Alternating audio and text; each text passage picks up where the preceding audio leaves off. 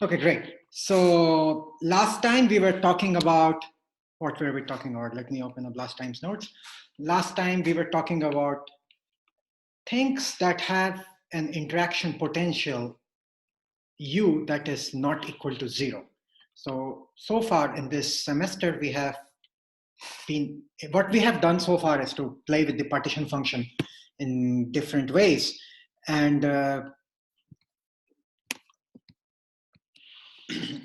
typically in this partition function that we had, the term U was always set to 0. And now we are starting to think about cases where U is not equal to 0 and develop machinery to deal with it. And we haven't yet dealt with it. We have just worked on the machinery, and the machinery that we started to introduce relates to things called the distribution function.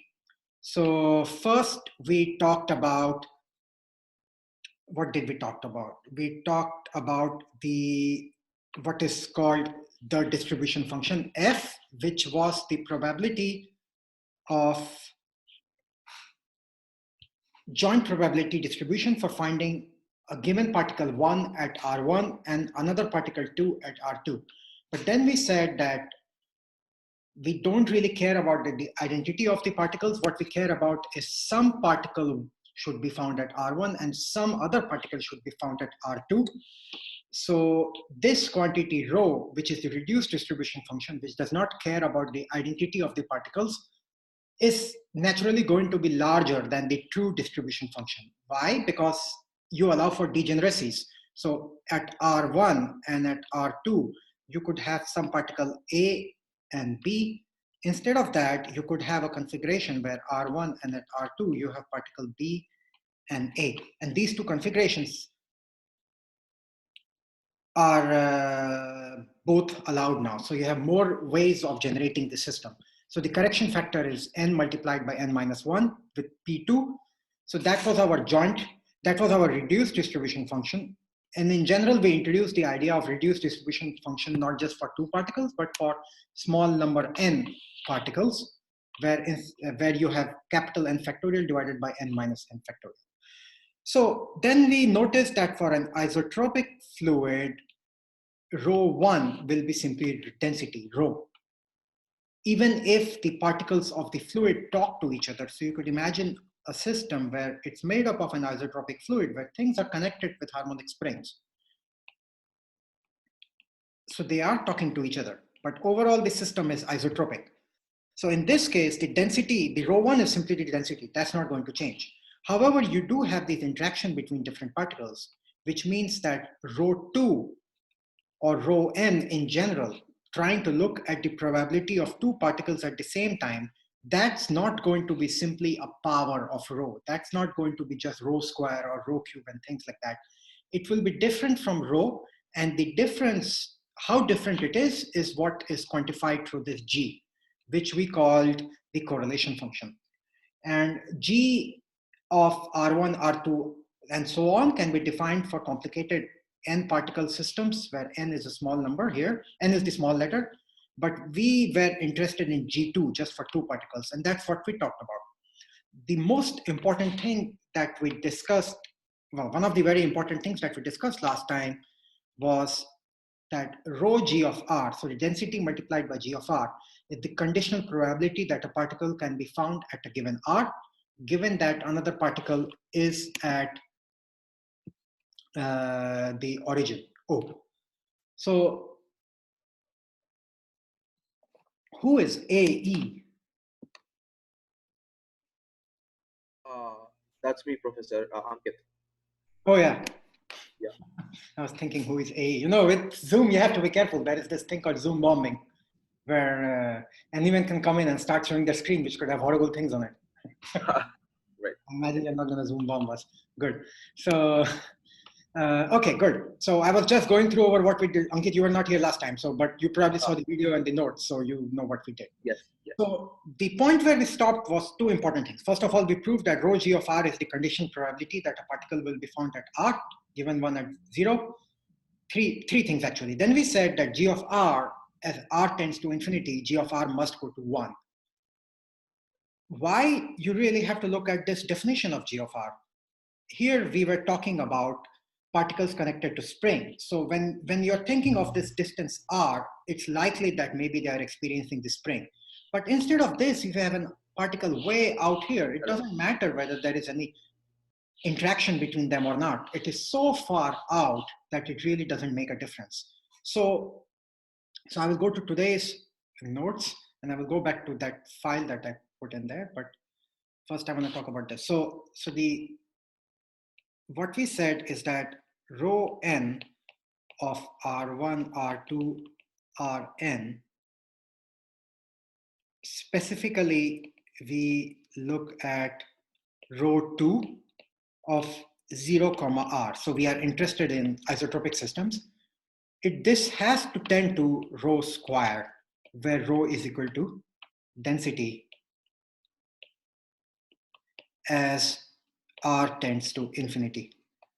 Or g of r, g of 0r, which we write as g of r, must tend to 1 as r tends to infinity. And we showed some schematic cartoons about this as to how it looks like. Today's notes, I looked up a paper, and this is just one paper I found. You can go and Google search on Google Scholar. There are tons and tons of papers. This is one paper from Physical Review Letters in 1988, which shows you how all of this is actually done. And I want to mention that if you want to understand it better, Chandler has a little section on this. I will mark it here. You should read up, I'll write in red. Chandler section 7.5 talks about details of this. So this is an experiment using X-ray scattering on some colloidal system. And what they do, the flow is as follows. They obtain a scattering profile for different materials, for a glass, for hydrogen chloride, for whatever it is. And this is the scattering profile. So scattering is something you can get through neutron scattering, through X-ray scattering, whatever you want to do. You guys probably know it better than me because I'm not an experimentalist. I'm sure some of you know have actually done such an experiment. So you can obtain these scattering profiles. This scattering profile can then be turned into something called the structure factor. The structure factor, in turn, is nothing but the Fourier transform of G of R. So Q is in reciprocal space. You can see its unit is 1 over angstrom, while R has the unit of length, right? So R would be in angstrom. So you can see Q is in the reciprocal space. So the structure factor can be taken, and from it you can calculate G of R, which is this plot you see over here. So notice it's for two systems. The top, the A is for liquid. This is for liquid, and B is for a glass. So you can, what are the things we notice here? First of all, both of them start at 0, right? So I don't want all of you to be silent because it gets lonely for me. Noah, why do you think it starts from 0? Well, G of R is like a sort of correction to P of R, right? Yes. It's the, think in terms of the conditional probability. It's the conditional probability of finding another particle, But yeah, knowing that you have something at 0. I mean, you can't stack particles on top of themselves. Precisely, exactly. So be it a liquid, be it a glass, be it a solid, you can't stack things on top of each other. This is the repulsion part, right? Particles repel each other. So you're not going to find particles very close to each other. That's why it's 0. Then it starts to peak. The other thing to notice is that as you go towards R tends to infinity, it does do that thing that I showed to you. And it's super interesting. For a liquid, it kind of gets to 1 very quickly. For a glass, you see long-term oscillation. So it's super interesting. The other thing it says in the paper, it says here, vertical bars. So this is the first neighbor distance for the corresponding crystal. This is the second neighbor distance. This is the third neighbor distance. And you can already start to see how this G of R could be very wonderful. Look at all the non-trivial features that you have in the glass. The peaks exist for very, very long distances, right? Glasses have these long-term correlations that in the liquid, have actually disappeared. So you can see, in a certain sense, the glass is closer to a crystal than a liquid. This is not the topic of this semester, but you can see how you can have all this useful information. So that's why I showed this paper. So you can read this. You can also read Chandler section 7.5 to get more detail of how all of this is done. A quick question. Yeah. So in the GFR plot, the first peak, is that sort of like the well and a Morse potential? Yeah, the first peak always corresponds to a well. Okay. The first, it says here, it's the FCC structure. So FCC in a 2D, FCC would look something like atoms over here, right? So the first well corresponds to this thing. The second well corresponds to this thing.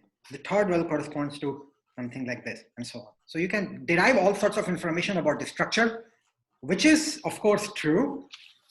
So, but GFR is even more powerful. So what I have showed you so far is that scattering gives us G of R. That's not the only way to calculate G of R. We can also calculate G of R through experiments. And I guess there are at least some of you in the room who do molecular dynamics simulations or DFT simulations or things like that. So what you would do is to perform your simulation, always fixate on one atom. So let's say your system is made up of many, many atoms. You always fixate on one atom. You just say, oh, I'm just gonna call this my origin. You know, you fix your origin. You have a moving origin. And then you define a radius R. This doesn't really look like a sphere, but I am on iPad, so I should be technologically savvy. I can use this and draw a sphere. Wonderful. So let's say now I have a sphere between R and R plus dr, and I will just count over the course of a simulation how many particles do I see here, right? And that is nothing but the conditional probability. In simulations, count number of particles, any particle going through the shell. And you have to have a thick enough shell, otherwise the calculation would be numerically it will be hard to converge, going through the shell. Once you have this, this gives us conditional probability P of R given something at 0. That's the conditional probability, which is nothing but rho G of R. So if you know the density, now you can go and calculate G of R. So G of R can be calculated through scattering. Experiments on scattering give us G of R, and 2 simulations give us G of R. So we can calculate G of R from a variety of ways. It tells us something about the structure, but that's not the only thing it tells us. G of R contains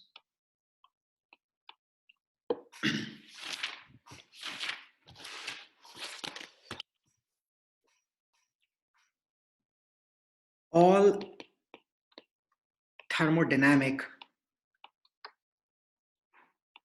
information one could care for.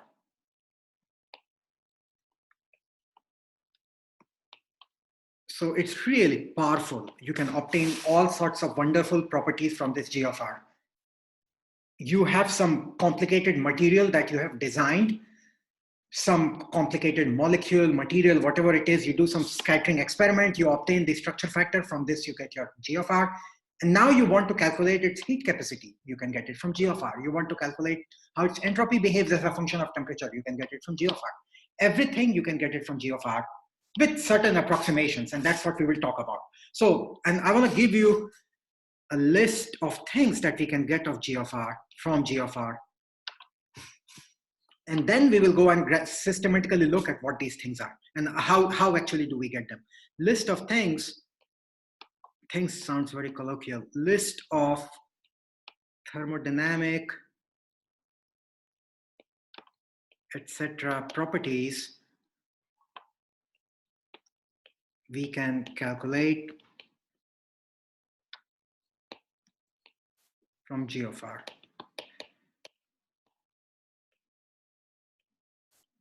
So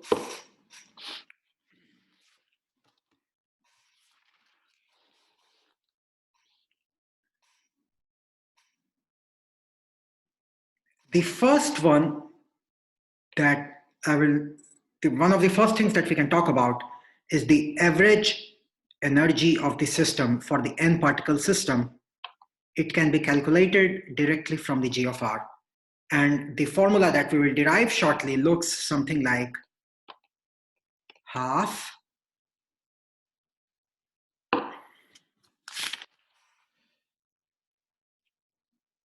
rho d of R 4 pi r square G of R small u of R, where the small u of R is, that's why I said we can calculate all of this with certain assumptions.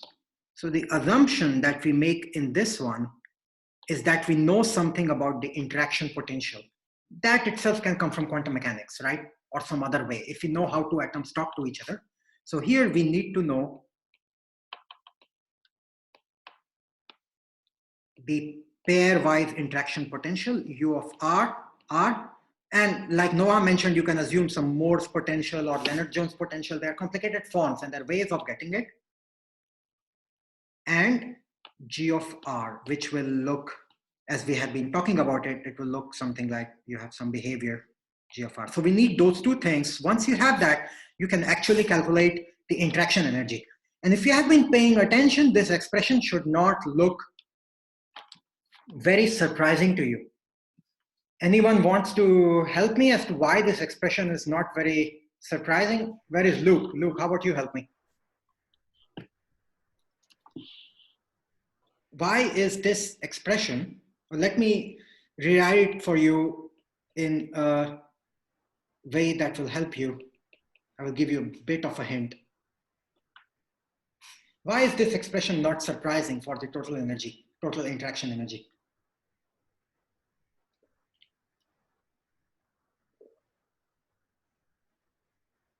Well, I mean, I guess one thing is that you're integrating over like a probability distribution of the energy, but other than that, I don't. So this, yeah, you're in the right path. So what you're doing is to integrate over the condition. You're integrating over knowing a particle is here. What's the conditional probability of finding a particle at R? Let me use and we will do it exactly later, but I want to give the intuition for this. So intuitively, what you're doing here is that you have origin and you have a particle at R, and the probability of finding a particle here given 0 is rho g, right? Once you have a particle here, you know that the interaction energy between them is going to be given by u. And then you integrate it out over space, and then you account for double counting. That's where it comes from. This already shows you can calculate variety of things through this way, not just potential energy. There could be some other thermodynamic observable, O, and you can calculate. So this shows us with this idea that, and again, the notes will be online, so don't worry too much if you miss out on things. Just try to. I mean, this online teaching thing is going to simplify lives of students next year, because in the second half of the semester, so the ones who stick around, they will have a simpler life in the second half. So that was the idea, and you can perhaps generalize, and I don't know, I will mark a question mark here. We have to think about it, that any thermodynamic observable ORN can then be written in this way. Do an integral 4 pi r square dr rho g of R, calculate O, and then account for the half, right? It should be possible. It's the same idea. So we will get back to this. For any thermodynamic observable O of, that depends only on the position. So we could do things like that. All we need to know, what is that observable? How do we define that observable as a function of some pair interaction or something? It has to be pair. Yeah, so this has to be a small O. So that's why I'm putting a question, question mark here, but we will get back to this. This is definitely true. And you can see intuitively why it's true. So that's the one nice thing we can do with G of R. We can calculate more interesting things. We can also calculate. So, okay, this is the point where it stops. Does everyone see what I wrote on the screen? Yeah. Okay, ideal gas equation of state is pressure divided by kT is equal to rho. We all know that, right? So this is a good point to see whether we are really understanding everything. What should G of R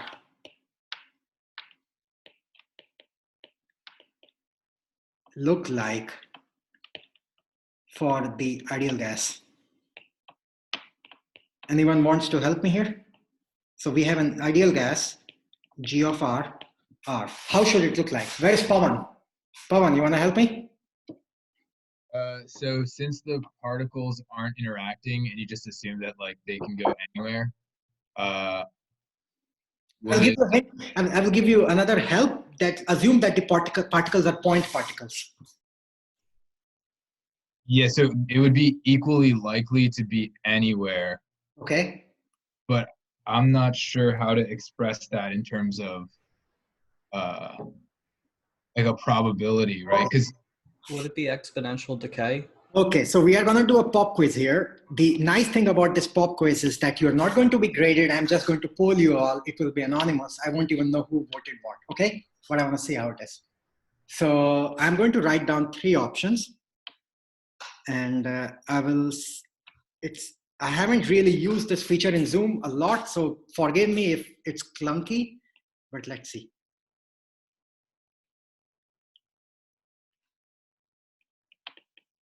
So one thing we can all agree with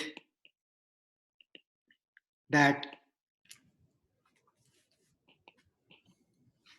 at very large values of R, it has to go to 1, right?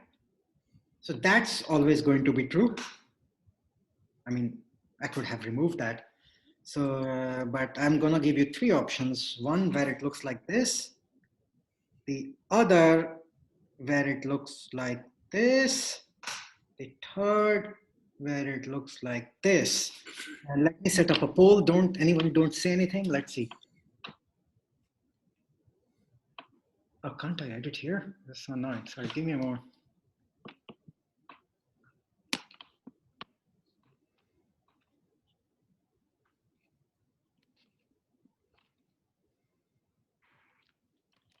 G of R, ideal gas,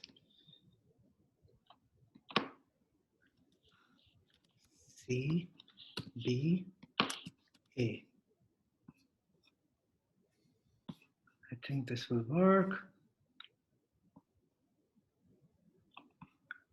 Okay, I'm gonna make it anonymous, so no judgment here. I just want to see the little sense. Okay, G of R, ideal gas, A, B, C. Okay, the poll has started. I will finish it in 30 seconds. You still see my iPad, right? Yes. Okay, great.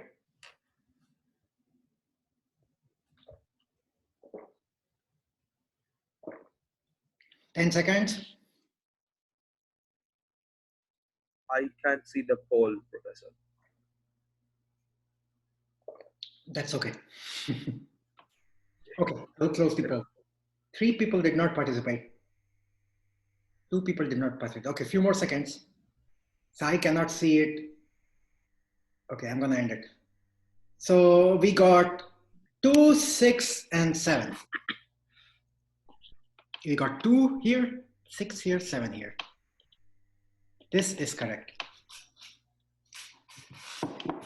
I can't see the writing. We on the can't see iPad. your writing.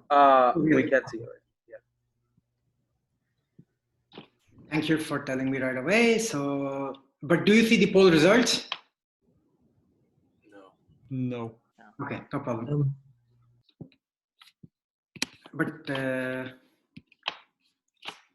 so let me stop sharing. Okay,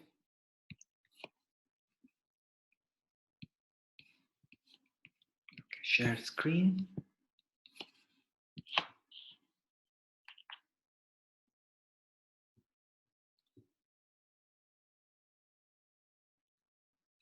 Okay, can you see it now? You can see your screen. Yeah. Okay, you see it now? Yeah. Okay, so this was the result. 2 of you voted 1, 6 of you voted 2, 3 of you voted the last one. Last one is correct. The reason being that once you have a particle over here, it's ideal gas, so the particles are point particles. You can find any other particle here, here, here, here, here, here, here. They are all going to have the same probability. There is no difference. You cannot distinguish. So that's G of R for an ideal gas. If the ideal gas had finite sized point particles, there would be some difference, and that's going to be on your homework 4 to think about things like this. Okay, good. So now we know how it looks like for ideal gas. It's just going to look a uniform probability. There is no difference. There is no distinguishing. You cannot distinguish where it's more likely to be.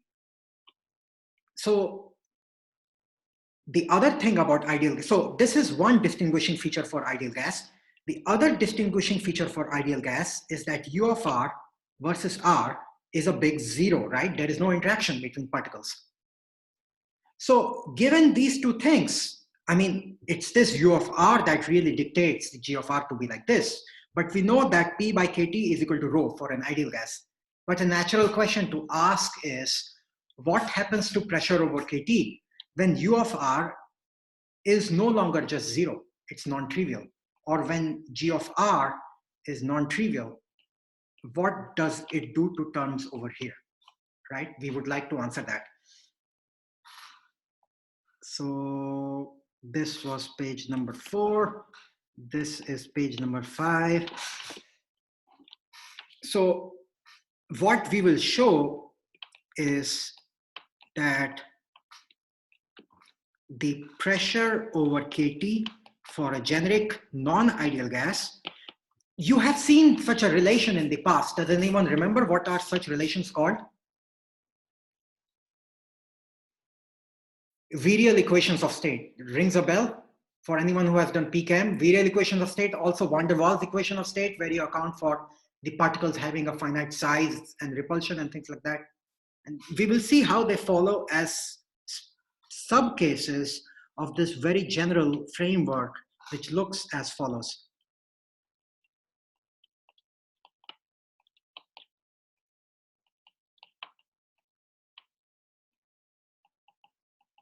My writing is like an elephant. 1 moment. T of R, G of R, R, du of R by dr.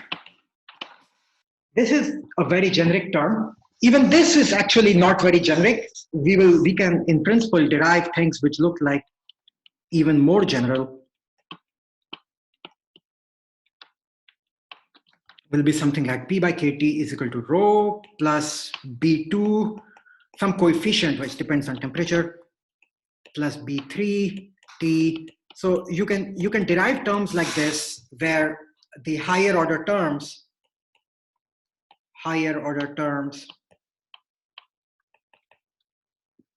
tend to 0 as rho tends to 0. Rho tends to 0 means you approach ideal gas limit, right? So these terms start together, they start to vanish because you have powers of rho. So, and again, you can see why G of R is super important, because it gives you equation of state. Once you have pressure as a function of rho, you can calculate so many different things. When I was a grad student, one of the projects that my PhD advisor used to work on with a lot of many other people was this project on designing, it was an army funded project or Department of Defense funded project where they wanted to come up with materials which can take a lot of shock. You know, you go into a war type situation and you get hit by some ammunition and nothing happens. It's, of course, you can see why it's of interest to army or defense or things like that. And my advisor, who was a theoretical scientist, his only role in that project, his main role in that project was to calculate this equation of state for different trial materials using computed simulations. Because once you have this equation of state, you can go and guide experiments on how to design these things. So you can see why this is very, very powerful. If you know the equation of state, you can do material design in material science, in chemistry, in biology, anywhere else. And this G of R is what allows us, is one of the ways we can get that. So this is the second thing we are going to show. So the first one was, the first one, and I will label it A, B, C, just to avoid, was how the potential energy, for example, depends on G of R. The second one was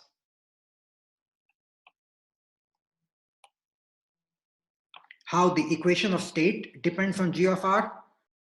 And the third one, which we will actually start with first, is something which is very interesting, at least to me, which is we can calculate the average force experienced between two particles.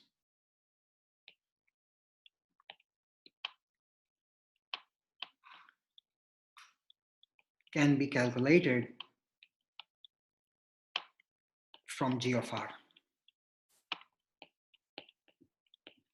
So in science, it's a good idea to periodically get confused and then go back and solve your confusion. And that's partly why I'm not saving my, so a lot of people who are teaching these online classes right now are saving their videos beforehand and then going through it. I don't like that because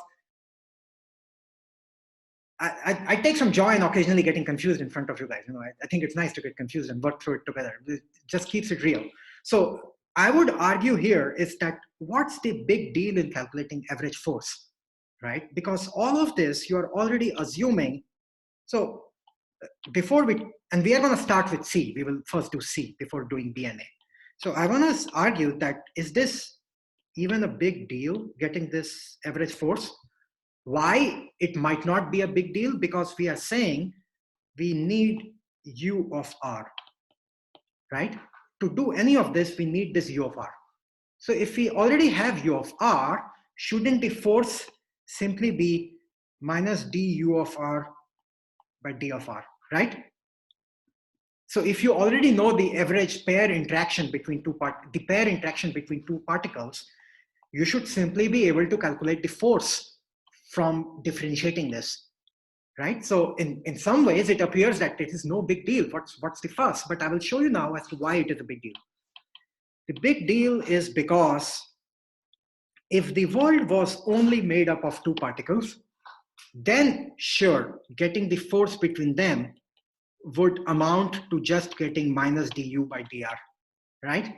Unfortunately, the world is not made up of any two particles. The world is also made up of a third particle here, and a fourth particle here, and a fifth particle here, and a sixth particle here, and a seventh, and a eighth, and a ninth, and a 10th, and they are all talking to each other.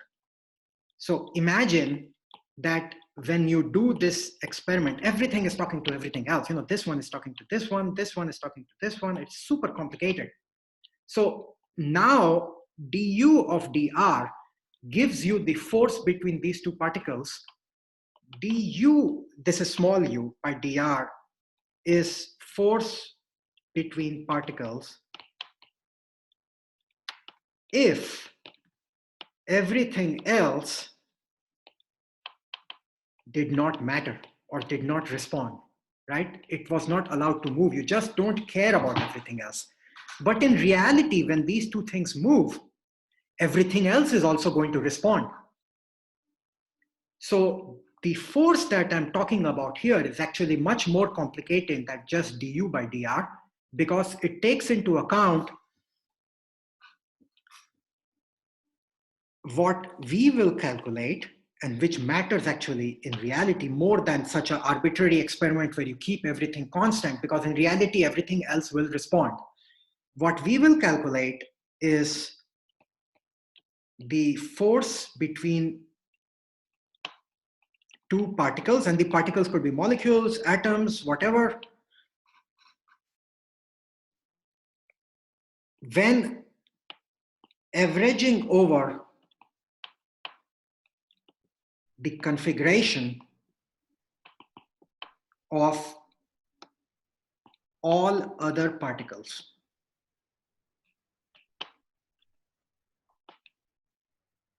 This is super important. So let's take another example to get more intuition into this. So I have a question about that. yeah, go ahead.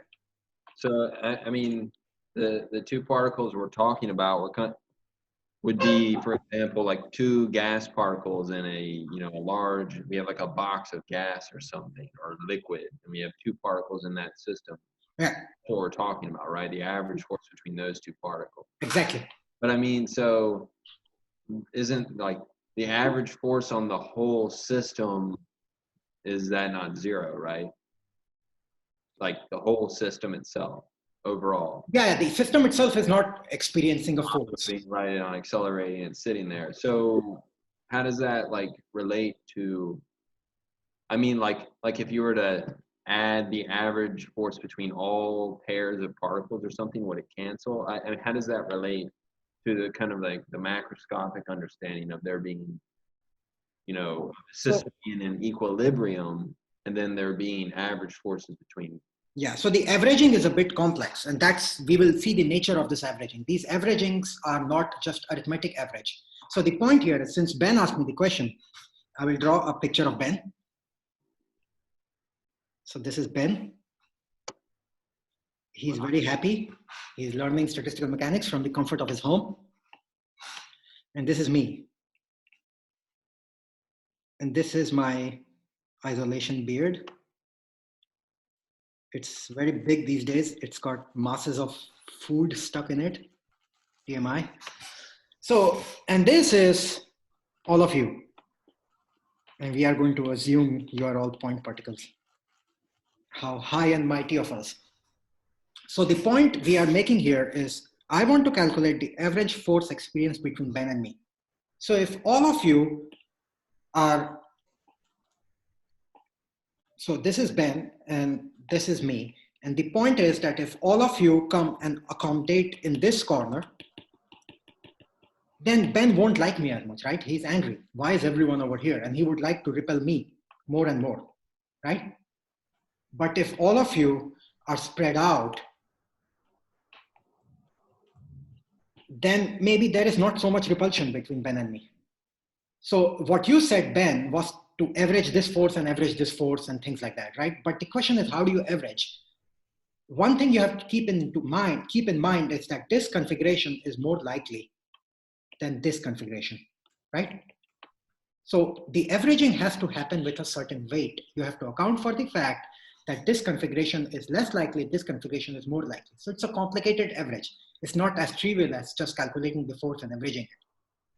You see why it might be non-trivial to calculate this? Because you really need to study the environment. You really need to take into account.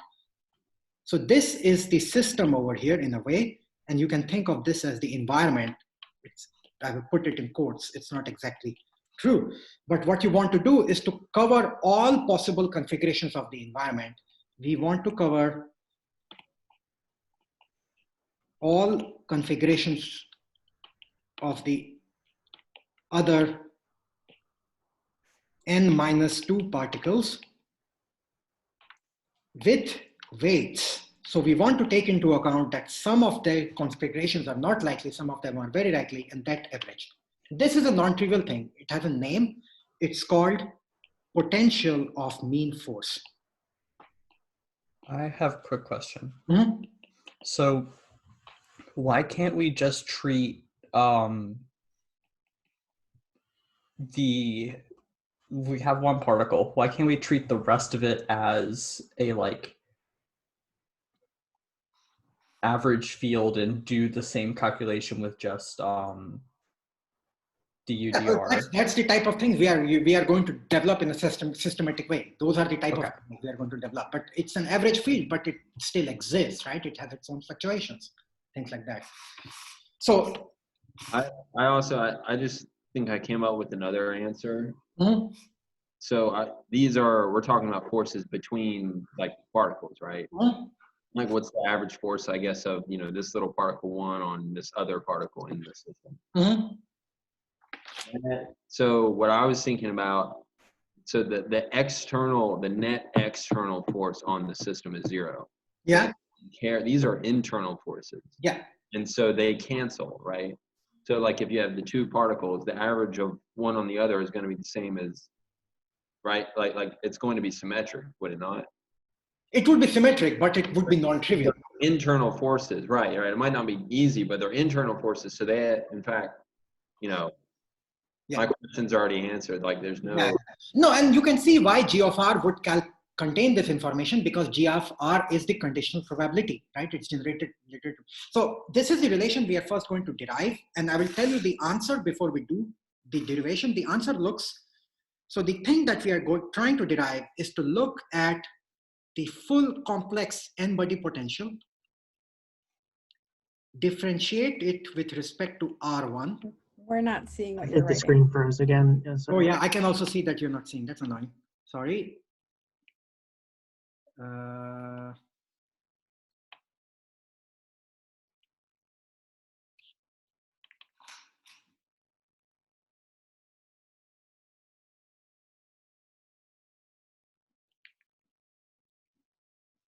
Okay, now you can see, right? Yeah. So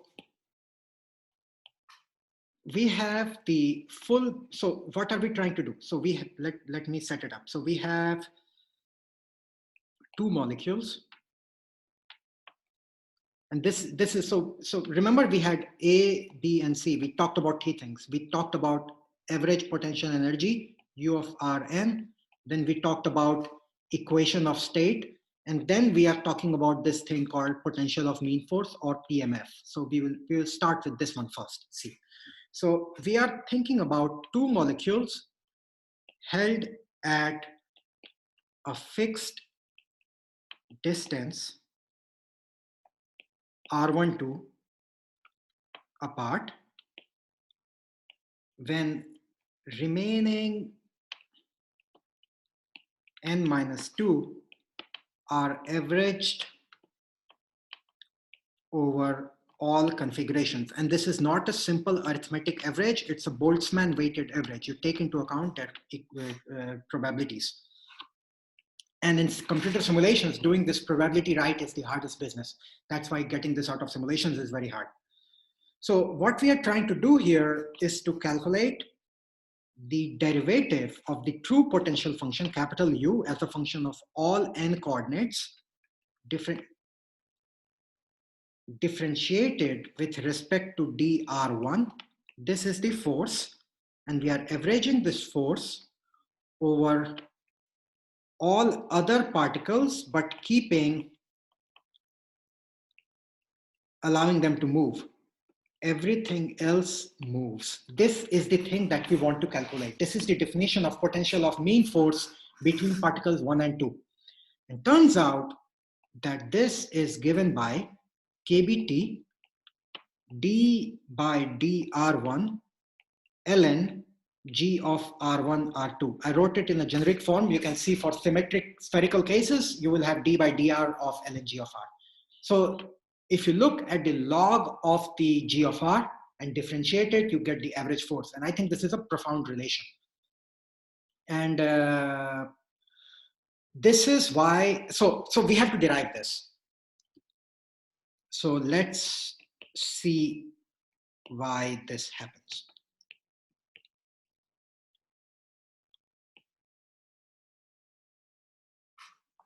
I haven't really numbered equations today, so that's fine. We will call this as equation number 1.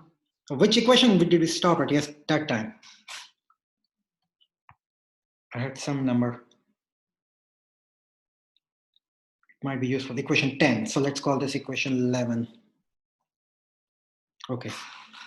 So this is equation 11. So let's try to derive why this happens.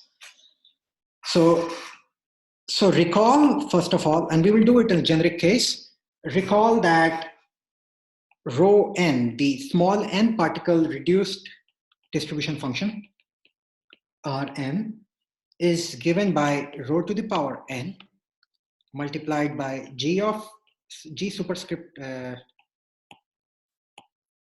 g superscript n of R1 Rn, right? This was the definition.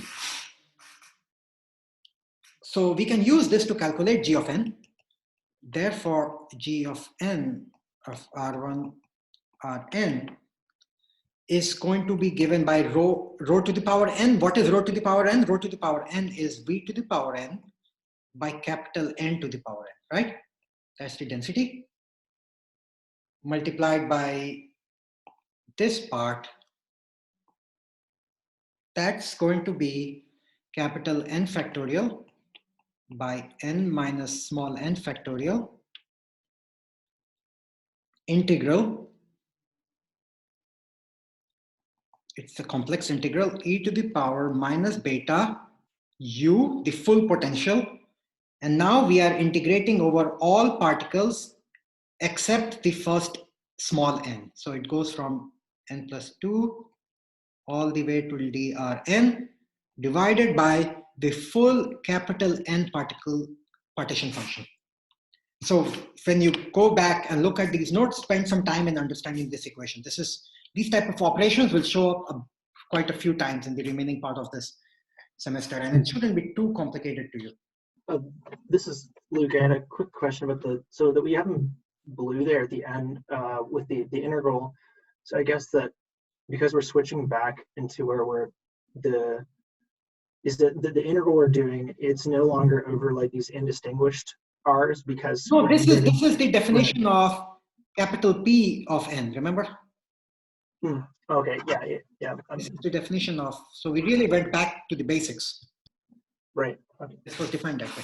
Okay, good. So we define something now related to g of r, and you will see why we define it this way. Because if you remember our formula that we are trying to show, it has log of g. When you have log of something, it's perhaps better if you look at an exponential quantity, right? So the log of that thing will remove the exponential. So we will define, just for mathematical convenience, a quantity w, which is given by minus 1 over beta log of g. So you can see why I would define such a quantity. This is like minus w, this thing over here, right? This is 1 over beta. I'm pointing with my fingers as you will magically see it.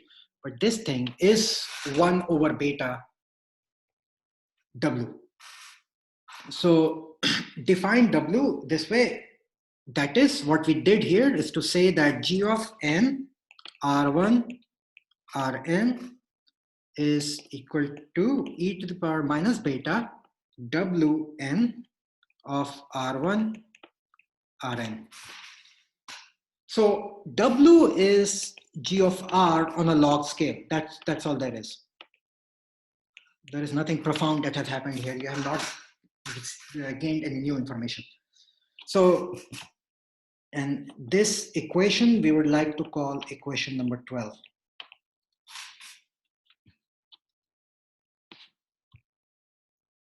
So now take log of equation 12. So we want to take a log of this. So log of g, log of all this. What's the advantage of taking log of all this? When you, again, I'm pointing in here, air. So we take log of this side, and then we take log of everything on the right side. Once we take log of everything on the right side, it will become a sum, right? It will become a sum of log of this plus log of this plus log of this.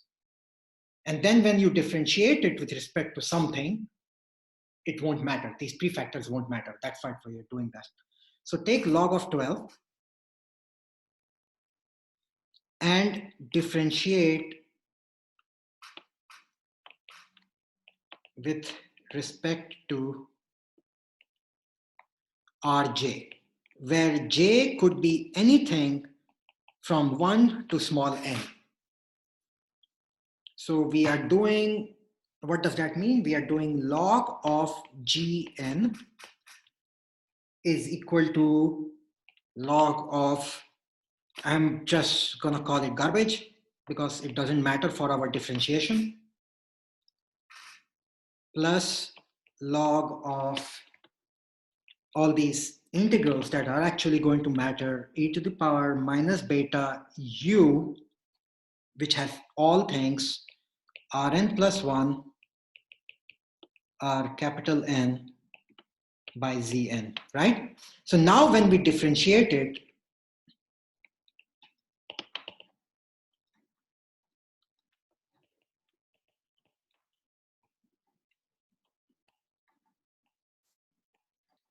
this part won't matter. It simply goes away. So we don't care about it, right? So all those prefactors, we really don't care what it is. But what will it give us? So we want to differentiate, and this is now going to be partial differentiation. So we want to do partial of log of g of n with respect to Rj. For whoever of you loved partial derivatives very much, do you recall when you have a vector and such differentiations with respect to components of the vector, which is the natural multivariable calculus operator that shows up? It's the gradient, right? It's the gradient with respect to J.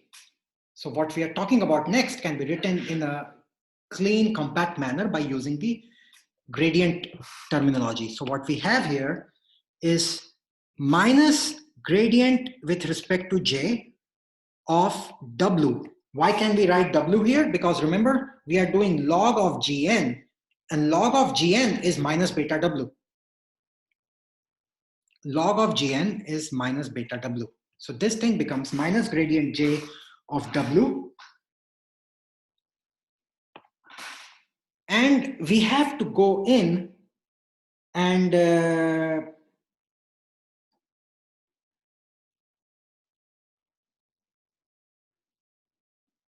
one moment, I want to make sure that I got everything.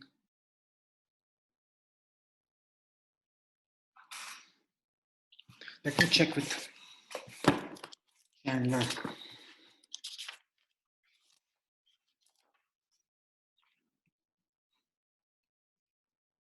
Okay, so so this is the thing, this over here is the thing that we need to differentiate with respect to Rj, right? Where J is anything from 1 to small n. So the thing to keep in mind is that Zn is a constant. We have integrated out everything else. Zn has no dependence on Rj.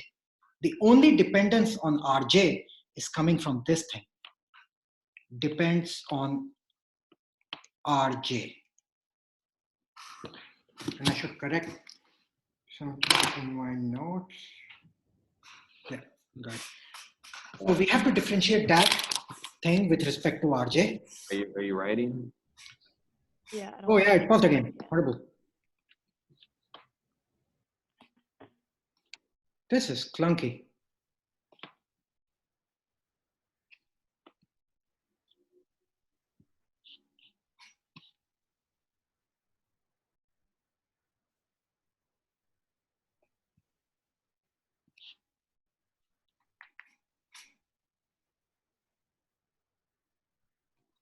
Okay, sorry about that. Okay, now you can see my screen. Yeah. So Yep.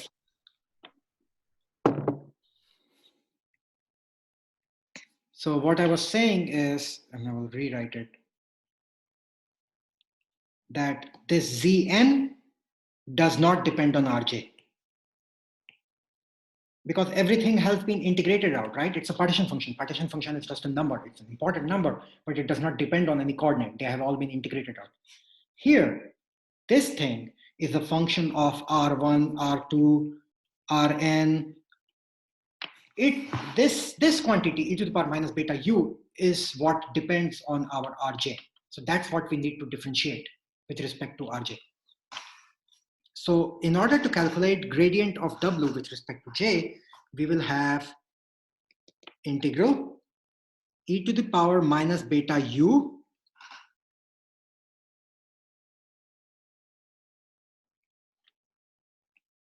divided by the partition function, because that simply does not depend on Rj, so we don't have to worry about that. And we have to go in here and differentiate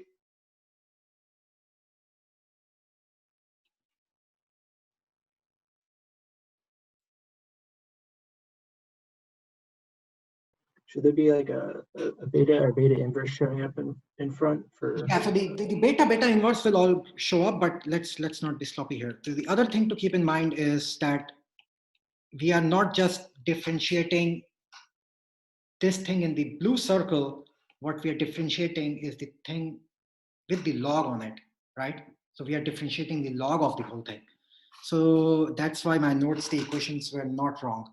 So when we differentiate the log, anytime you differentiate d of log x with respect to x, the first thing you get is a 1 over x, right? So first thing you will get is that integral you will get in the bottom. It will be e to the power minus beta u, and this thing will run from Rn plus 1 till all the way to Rn, where u itself is a function of all r's. And now we can go and differentiate, and we will get a beta, but the beta will cancel out because it's in the exponential also. So this will now be e to the power minus beta u, and then still our integral is again running capital small n plus 1 all the way capital N. And now we have to differentiate this thing with, so what we need here is something like d of e to the power minus beta u by d of rj, right?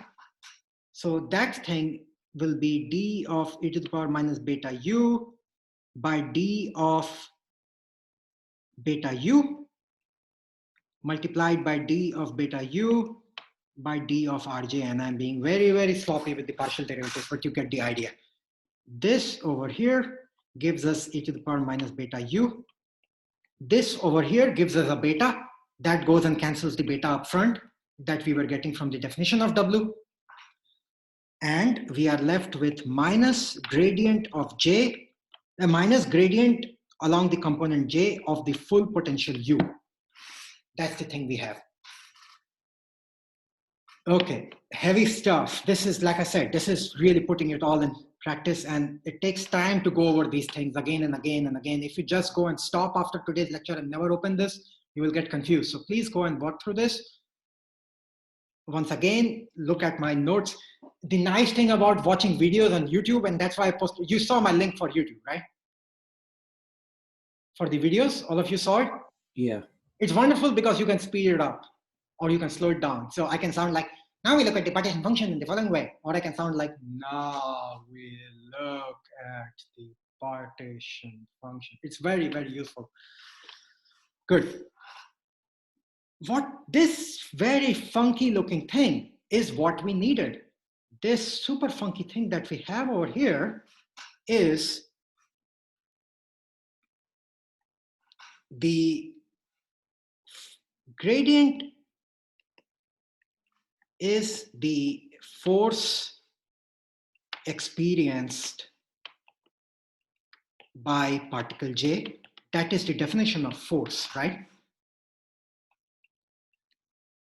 By particle J, and the averaging goes over all particles n plus 1, n plus 2, dot, dot, dot, n, and removes their effect. It removes their effect in a very special way, in a weighted way, taking into account the Boltzmann factor.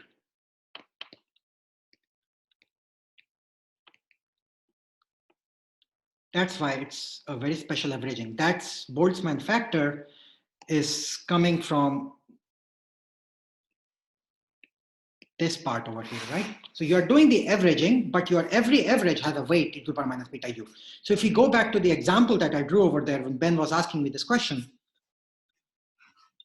this configuration will have e to the power minus beta u very small, right? Because all these particles are stacked against each other. So if you think of the pair potential that they experience, all the particles are kind of in this part of the curve. So the u is very high. So they have a very high potential energy. Therefore, e to the power minus beta u will be small. While this configuration will have a e to the power minus beta u, which is high. It will contribute more. And that's the averaging you're taking over here. And so, or minus gradient ju is, oh wow, it's 1203, is the mean force experienced by particle j, averaging over everything else.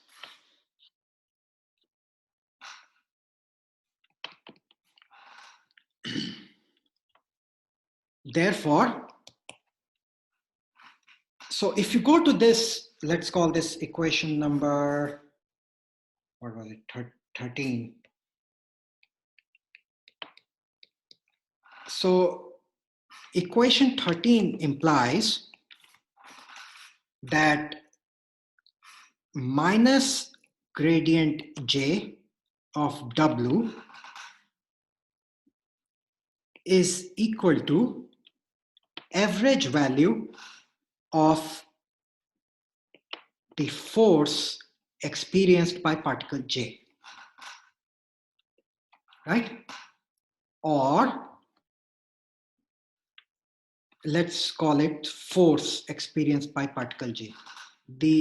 All of this, because force is, or actually let's put the minus inside to make it simple. So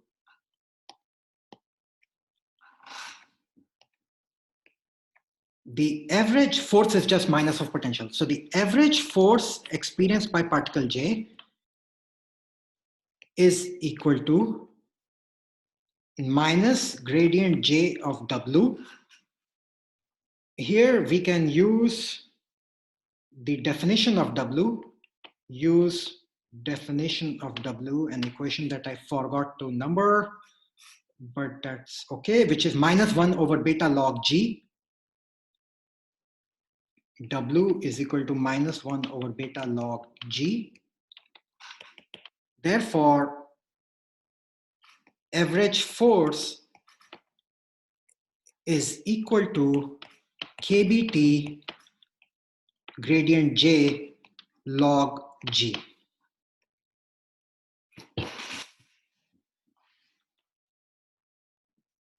And if you set n is equal to 2 and use spherically symmetric system, then you obtain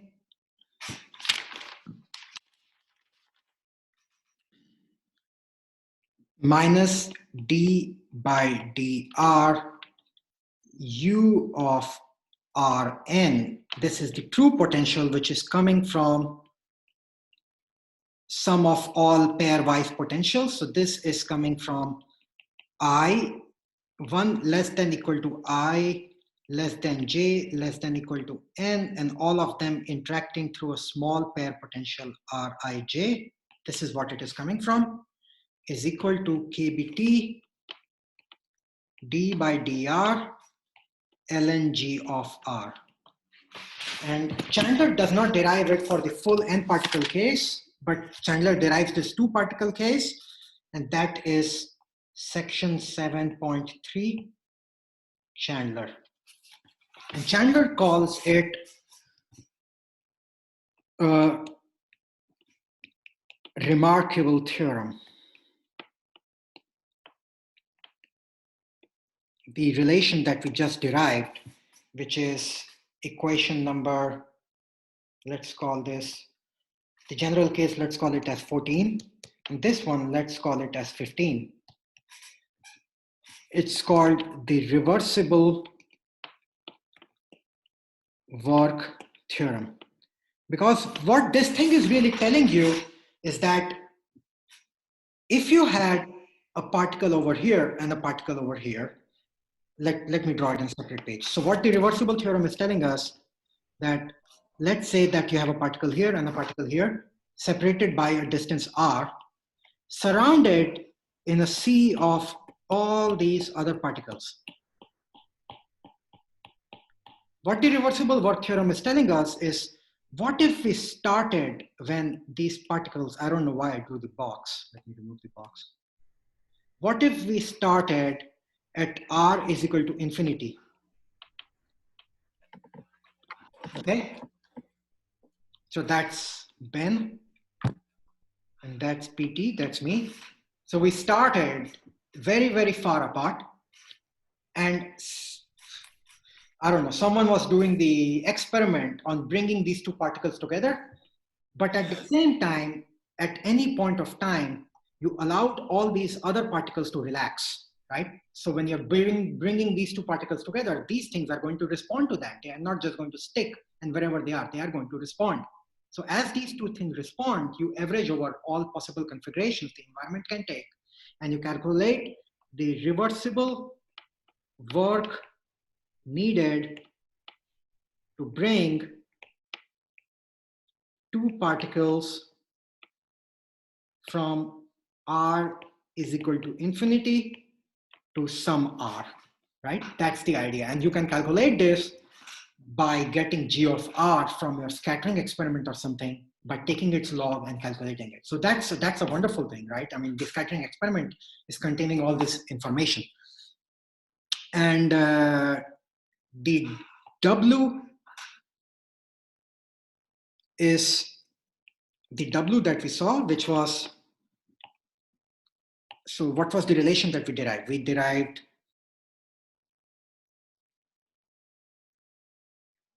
Fj, the force experienced. Did I use a small f or a capital F? I used a capital F.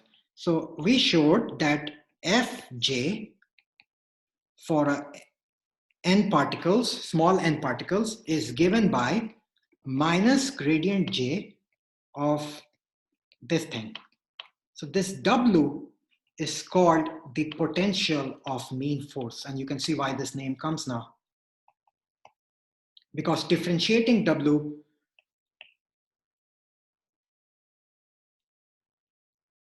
gives us the mean force. And the mean here is really the heart of statistical mechanics. It's not an arithmetic mean. It's a mean over the probability of observing the other particles weighted with the Boltzmann factor. So it's a complicated mean, and that's what you can get out of W. So I want to stop now. I just want to mention that this potential of mean force is of supreme importance. It's essentially the same thing as G of R. In scattering experiments, you get G of R. In computer simulations, you get typically potential of mean force or G of R, but potential of mean force is more likely. And once you have this, you can go and calculate the average force between particles. And it's of great importance. For example, in drug design, believe it or not, I will show you some examples later where people use these ideas to calculate the binding affinity for a drug in a protein. So I know there are at least, so this is of interest to all the biophysics students, for example, someone like Logan. So Logan, let's say Logan is trying to design a drug for blocking COVID-19 or something like that, right? So what you want to calculate is the binding affinity for this possible drug to go and bind to some kinase or some protease or something like this is exactly this reversible work done. You have the drug which is out in the solvent, and you bring it back inside the protein and you put it inside the protein and it goes and fits there. What you want to calculate is how much work did it take to bring it out from the solvent into the system. And why does the environment matter? Because when you do such a simulation, of course, the protein is going to respond when you're trying to put a drug into it. And in real life, it's not just the protein, it's surrounded by the environment of the cell and everything else. It's all going to respond. And if these all other things make it very hard for the drug to come inside the protein, then the work done that you need to do will be very, very high. right? So you can see how these ideas connect, and maybe we'll be looking at some papers. In the later part of the semester, I will give some, instead of just doing these lectures, I might assign some papers. And what we will do is you will have a choice of papers, kind of what we did in 481, Logan and Pawan might recall. You will have a choice of papers and you will go over them and you will make some presentations over them. So we will have 2 or 3 papers. We will split into groups. You can discuss together, make a presentation, and then everyone will see how all of these ideas are applied to different parts of science. And that way, I think we will develop more perspective. So what we did today is to derive this third property of G of R, which is that it gives us the average force experience between, oh, my screen again stopped, but that's okay. You can see me. So we derived the third property, which is the average force experience between 2 particles. We have 2 other properties, which is the average energy, and we have the equation of state. We will work through all of this, and by the end of it, you will be a master of G of R. Okay? So everyone should have submitted their homework. So I'm going to stop that link now. If in like 10 minutes, if you haven't submitted, they will no longer be accepted. And I will give you the solution. I will give you the solution or key to the midterm over the weekend. I will also give you keys to this third homework and the graded third homework before the next class. And there will be new homework that will release on Tuesday. I also want to make a comment that please do not worry about your grade in this semester. It's my duty to make sure that you participate. I will be asking you questions. I'm going to be obnoxious. I will ask you lots and lots of questions. You will hate me for that possibly. The good side of that is I'm not going to give anyone lower than a B+ in this class, in this semester. You are all going to get a B+ or a higher. I know there is something also about taking it pass-fail. So I think, what is it? Even as graduate students, you can elect to get pass-fail. Is that correct? So everything right now is an automatic pass-fail, and we have to elect for a letter grade. So that's what, so if you want to elect for a letter grade, it will be a B+ or a higher. That's the thing that I'm telling you. You're not going to get, so you are all going to pass. Let me put it that way. No one is going to fail. You are all going to pass. And if you want a letter grade because you're super competitive or whatever, you want to apply for a fellowship, I don't think it would matter. This year, everyone is considerate for what went on. It won't matter, but you are all going to pass. But please show up next time. If you don't show up. Will we know our letter grade before that comes out? Yeah. I will give you your letter grades. I will email them to you. How about that? Okay. Okay. I will make it easy for you. I mean, I need to look up the rules. Okay. So I don't want to make any promises, especially since I'm on video recording. I'm going to look up the rules. I will do whatever I can within the rules, but I have no interest in failing anyone. That said, I'm going to make sure that I ask you lots and lots of questions. Okay. And I will give you assignments where you'll have to do work. So same with the homework. So don't worry about your grades, but please try to learn as much as you can. Okay, good. And I will also send a doodle on the office hours.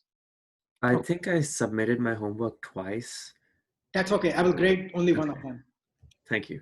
It's the same copy, right? Yeah, it's the same thing. It's the same file.